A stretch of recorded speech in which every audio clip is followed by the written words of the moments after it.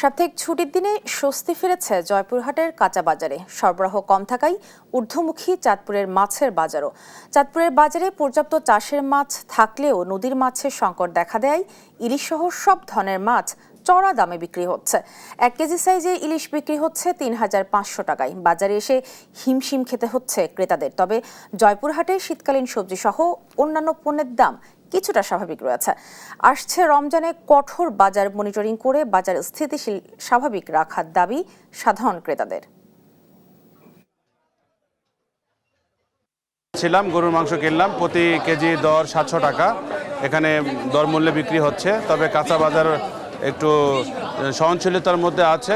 মাছ মাংসের দাম বেশি, খেতে পারি না, আমরা গরিব মানুষ। খাসি আমদানি হলে দাম কমে যাবে, আর আমদানি কম হলে তাহলে দাম আরো খাসির দাম বাড়বে। গরুর দাম বেশি জন্য 700 টাকা কেজি আমি বর্তমানে পেয়েছি।